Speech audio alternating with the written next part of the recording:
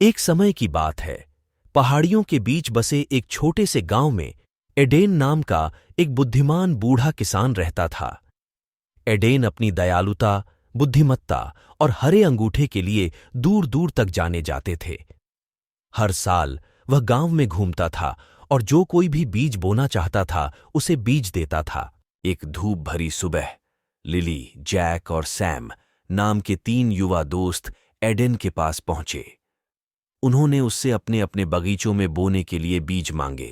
Aiden गर्मजोशी से मुस्कुराया और उनमें से प्रत्येक को एक बीज दिया।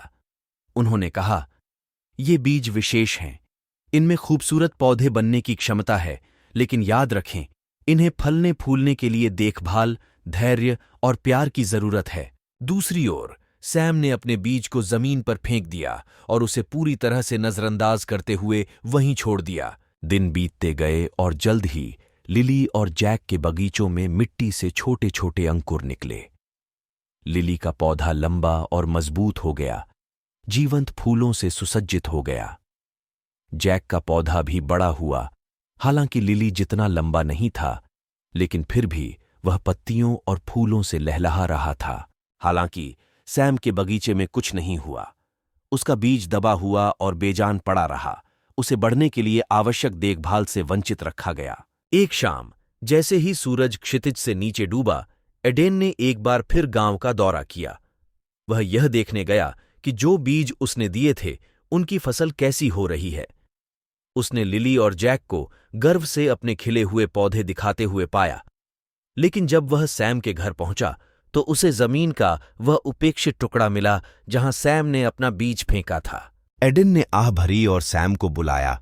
उसने पूछा, हे मेरे लड़के, तूने उस बीज की परवाह क्यों नहीं की जो मैंने तुझे दिया था? सैम ने शर्म से अपना सिर झुका लिया और जवाब दिया, मैंने सोचा था कि बीज अपने आप उग जाएगा।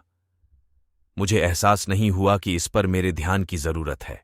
एडेन ने दयालुता से मुस्कुराते हुए कहा, जैसे पौधों को बढ़ने के लिए पानी, सूरज की रोशनी और देखभाल की आवश्यकता होती है, वैसे ही हमारे सपनों, प्रतिभाओं और रिश्तों को भी। उनका पोषण किए बिना वे मुरझा जाते हैं। सैम ने उस दिन अपना सबक सीखा। उन्होंने एडेन से माफी मांगी और उन चीजों की बेहतर देखभाल करने की कसम खाई जो उनके लिए मायने रखती थीं। और इसलिए कहानी का सार यह है, जिस प्रकार बीजों को सुंदर पौधे बनने के लिए देखभाल की आवश्यकता होती है, उसी प्रकार हमारे सपनों और आकांक्षाओं को जीवन में फलने फूलने के लिए प्रयास, धैर्य और पोषण की आवश्यकता होती है।